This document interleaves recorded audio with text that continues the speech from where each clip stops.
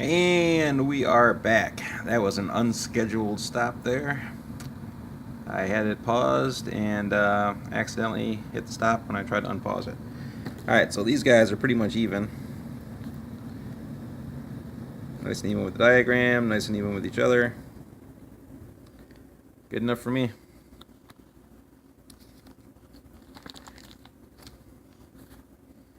And we are turning the page. B7 or to B8. And we are talking about our spring rates for a sway bar. There's some other little diagrams. Tighten loosely, tighten, lock tighten. Alright, so let's dig up some hardware here. There's no list of hardware on this page.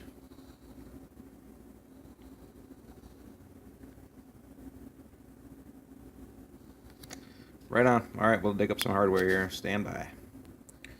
Alright, so we are back. I found my hardware sitting off to the side. Apparently I just put it over there.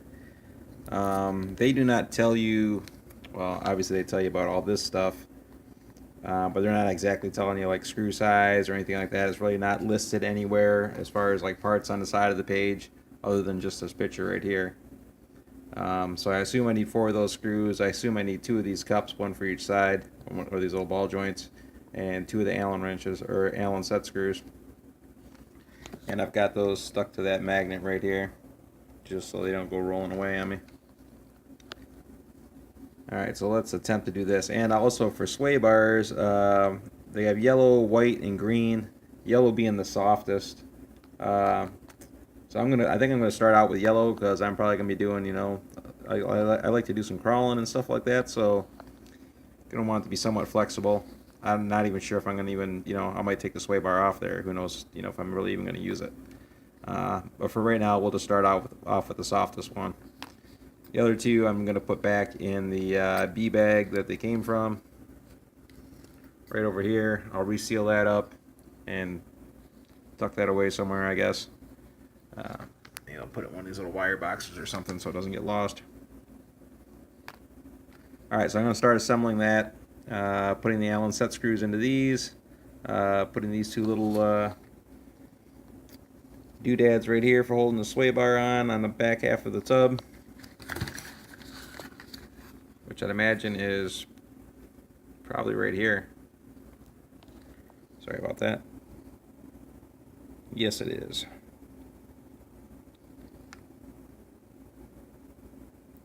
And the sway bar looks like it goes in horizontally with the bent tips facing up.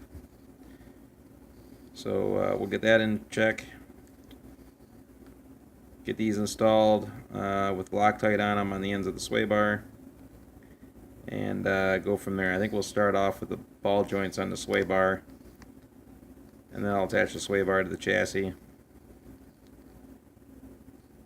So we'll put the ball joints together here. Alright, so now I'm getting a little better idea what's going on here. That is not up, that is out, left and right, the way these are angled. I was kind of wondering how far do you slide this ball joint down onto it. And I'm just judging off the picture that they want you to take it right to the edge of the corner, which is right like in here. Which is still okay, it's not really sticking out the end. About even with the end. So I'll put some Loctite on it and we'll fasten these guys down and then attach the sway bar to the chassis. And we're back. Ball joints are attached to the end links. I got them flush with the end of the rod, or the sway bar, so the sway bar is not sticking out the top, it's just even with the top. I can feel it with my finger on either side. These little hold down brackets or whatever, I just put the top screws in and snug them down, and now I'm just going to insert the sway bar and mouse strap these guys down around over top of it and put in the bottom screws. Alright, so I just swung these down over top of the sway bar.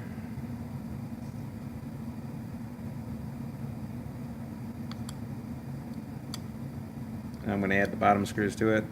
and snug those down. They are just going into plastic and they are small screws, so be mindful not to over tighten it. Alrighty, well, we got that on there. Not over tightening these, just snugging them down. They're not holding anything down. It's just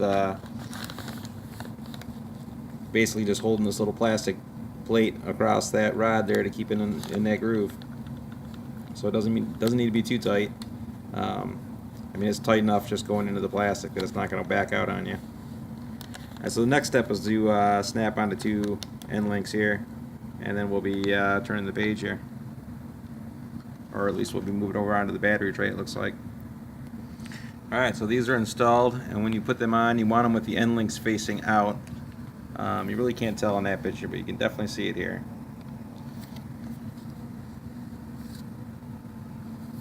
Alright, so that's all together.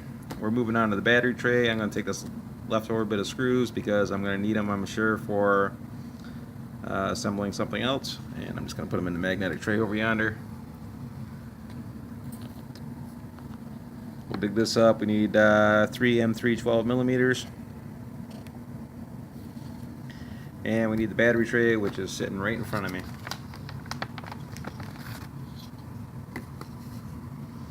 As far as the M3 12 millimeters, I wonder if they're in here.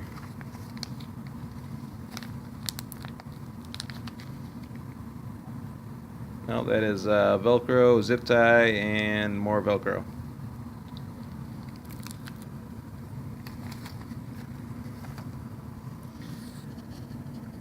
M3 12 millimeter. Well, let me put this on pause.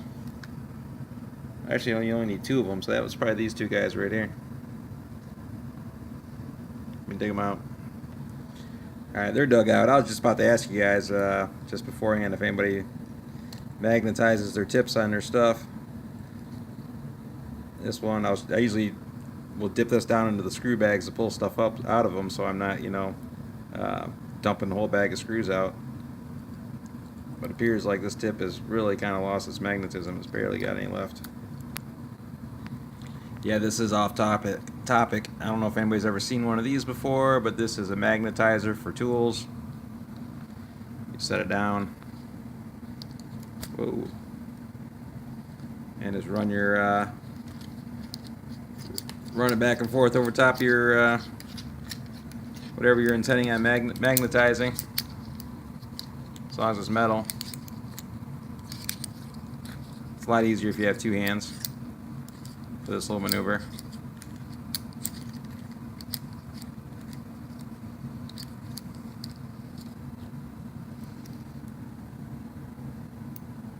Much better. Right on, and that'll hold its magnetism for quite a few months. They're just 2 opposing magnets. They're fighting each other in there. Cool little thing. Good to have. Alright, so we are back. We are going to take these 2 M3 12 millimeters and we're going to be putting them into the corners of this battery tray via going through these tapered holes right here. So we'll take the battery tray and slide it in here and then run the screws into the battery tray, or into these holes down here. On the WL Toys, once again, this is still flexible, but it's a lot more rigid than the WL Toys. Once again, the WL Toys, I used 2 medium springs out of my Trailfinder 2 spring pack that I wasn't using, and I put them opposing each other, one on each side, with the curves, you know, facing in like this. Drilled the 2 holes for the springs, like flip the spring upside down, drilled the holes where they needed to be, flipped them back over so they're curve on curve facing each other, and then tighten it down with 2 long screws and lock nuts. Essentially, you know, working the curve out of them and clamping it on like that to add some rigidity to the tray on the WL Toys. This one I don't think I'm going to have to do that. I think it's solid enough that it can hold the weight of the battery without a problem. And just for comparison, yes, I did pull out the WL Toys. There is a piece of the leaf spring right there just to show you what I'm talking about. And that extends up into the bathtub of the chassis there, and there's another one sitting up on top with 2 flathead screws or whatever, they're sitting relatively flush with some double-sided tape over top of them, so it's not going to tear a hole in my battery. Because this stuff bends like a like you wouldn't believe. Look how flexible that is. It's like you can almost tear it in half. WL Toys. And like I said before, not knocking WL Toys, just doing a fair comparison on them, just so people know that there is definitely a difference between the plastic on the two machines. Alright, so we'll get this guy installed here real fast and move on to the next step so we're not wasting too much time here. Alright, well I was looking at the diagram and they want... Oops, I'm smoking a cigarette. I'm sorry about that. Try not to encourage that. They want you to put the battery strap around this way, like underneath the tray, going around like that from front to back, so you can hold the battery in over here. I'm not sure I want to do that. I want to be able to get that battery a little bit farther forward. I've got mine on the WL Toys going around this way, holding it in place and just letting the plastic kind of keep it in check back here from sliding out backwards. Like I said, I was using this battery here.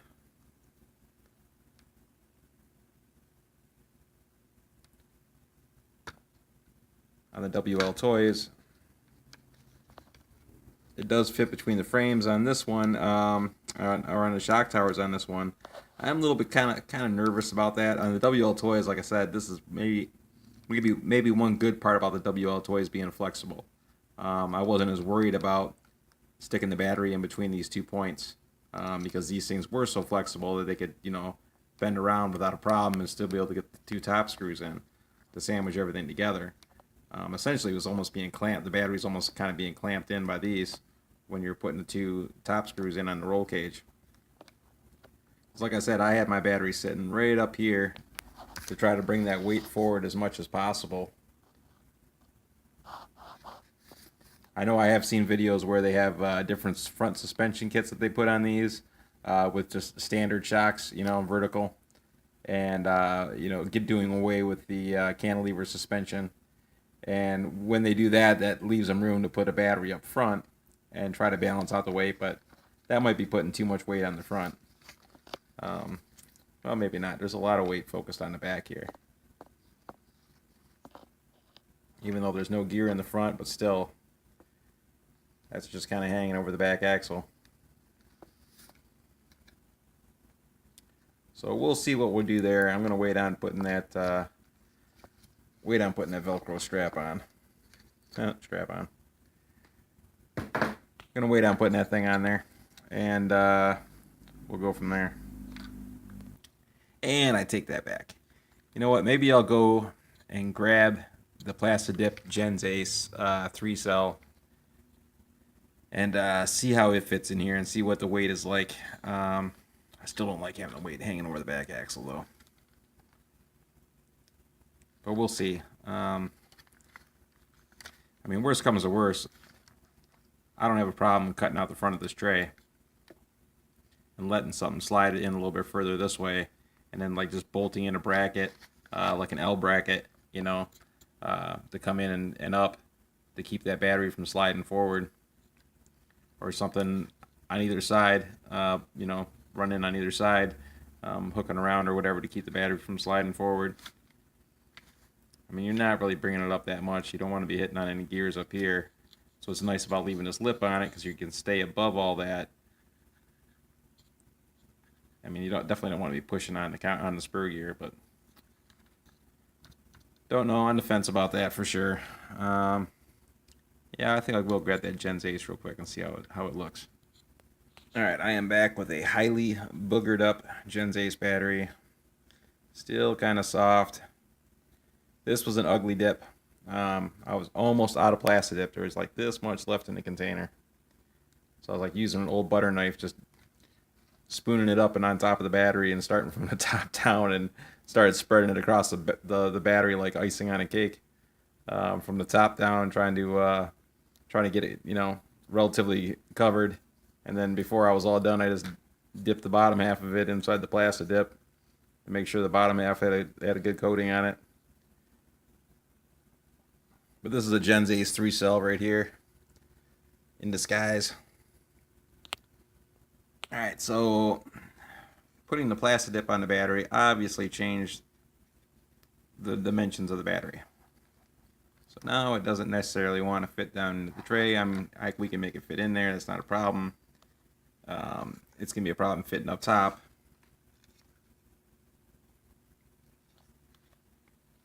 But do we really want all that weight? I mean, that's actually a lot less weight hanging off the back, but my wires are kind of stuck in a goofy spot.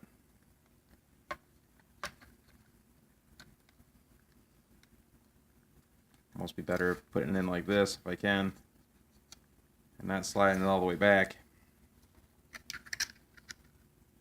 Plenty of clearance on the front, as long as I got access, or I have access to the battery wire. I've never ran a 3-cell before, guys. Never ran a 3-cell, so I don't know. I'm new to the 3 cells. I don't know how long it's going to last in the truck. It's a 2200 milliamp, 11.1 volt is what it's rated at, but when it's charged, it's like 12.4 or something like that, or maybe higher. I can't remember what it looked like when it came off my charger. I charged it yesterday.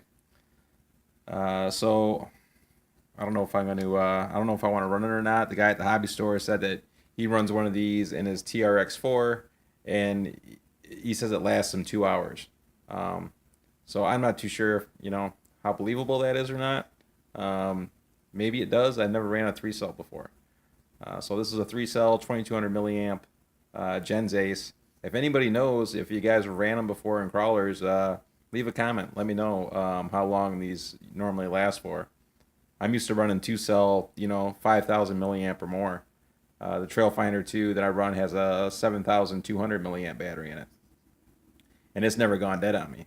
Drive the truck around for like 2 hours and it still has a charge on it, and then plug it into the charger and it's reading like 7.6 or 7.7 volts. So,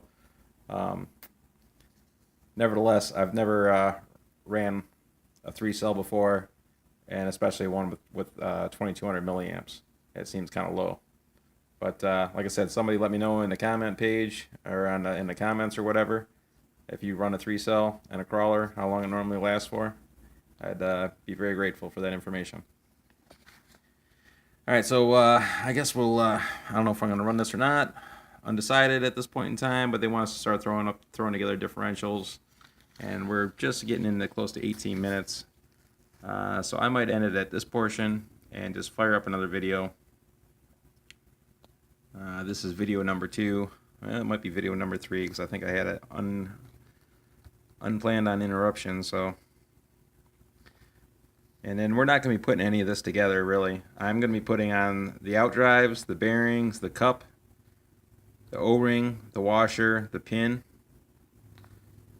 No bevel gears, no planetary gears, no bevel gear, gasket, yes. Another washer, another pin, another O-ring, the ring gear, the bearing, the other outdrive, and the 4 screws that hold the cup and all that assembly together. Because this kit came with the differential locker, the little box, so that'll slip right into the differential cup. You can actually see that there's a little 4-way groove there. It'll slip right into that and lock these 2 shafts together. Because one end of the locker has like an open slot that fits over that pin, and the other one has another open slot that fits over this pin, locking that whole unit together. So we won't be using these bevel gears. This will be a nice, easy, couple-minute throw together kind of thing. I actually have like a whole brand new Vattera Twin Hammers differential sitting off to the side because I put the same style locker in the WL Toys that does have a locked up front differential on it. And we learned that before in the other video, that it does have the whole Vattera front drivetrain setup on it.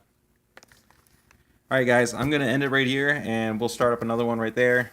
And maybe I'll figure out what I want to do with the battery in between these 2 videos.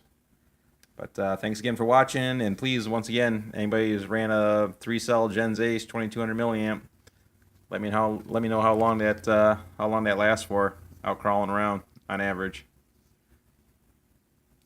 And thanks for watching, guys. Much appreciated. Click like and subscribe, share with your friends, all that good nonsense. We'll see ya.